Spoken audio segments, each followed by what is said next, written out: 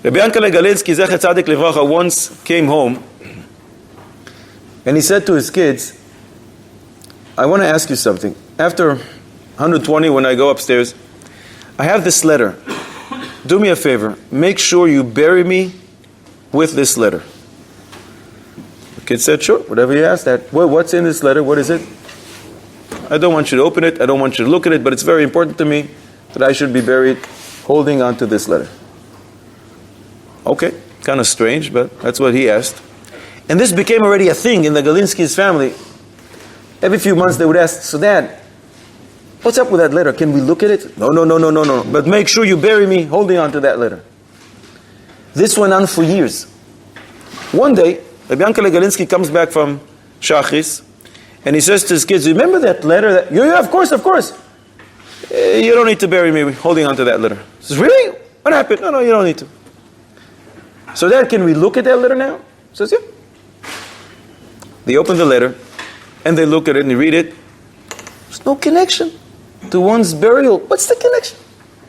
So they said that Me'ikara my savar, and now my kasavar. What happened? This letter has nothing to do with one's demise. Why did you want us to bury you with it back then, for all those years, and now suddenly, no, you don't care. What's up with it? So Rabbi Yankele says, look at this letter. Who's writing me this letter? This was a letter that he was zoichet to receive once from the Chazon Ish. And the Chazon Ish addresses this to my dear friend, Harav Hagon Yaakov Galinsky. So Yaakov says to his sons, listen, I figured after 120 when I go upstairs, I may not be in such good shape. It may not be so good for me. So I'm going to tell them, I have a good friend here. His name is the Chazon Ish. Here, look, he wrote me a letter to my dear friend. I figured if I'm going to have a problem upstairs in Beis Din Shel Mala, my good friend, the Chazon Ish, will take care of it.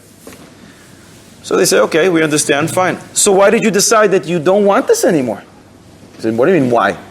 Because today I daven Shachris. I came back from Shachris now. I said, Dad, you daven Shachris every single morning. I say, yeah, but today I actually looked at the words that I say. So what do you mean? Just before Shachris, we say every single day, all of us, before Shmoneh Esrei, V'yedidim he'evarta.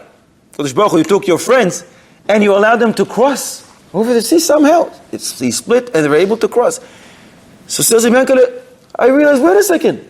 The Chazon Ish is the greatest friend to have, but there's someone even better than that. HaKadosh Baruch Hu is calling me the Yedidim. He is my Yedid. He is my friend. So if I'm going to have some problems upstairs in Beis Din Shel Mala, I can always say, HaKadosh Baruch Hu is my friend. He called me Yedidi. This is my friend. So I don't need the Chazon Ish. With all due respect, he's the great friend. But there's someone even better than that, and that is HaKadosh Baruch Hu. And there is actually a pasuk like that in Mishlei.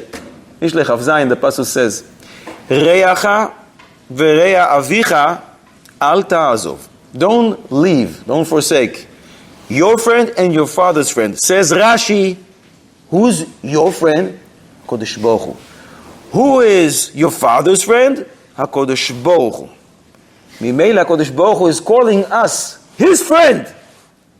So we should be in good shape, but we should make sure never to disappoint our best friend, V'yedidim he'evarta. Splitting of the sea.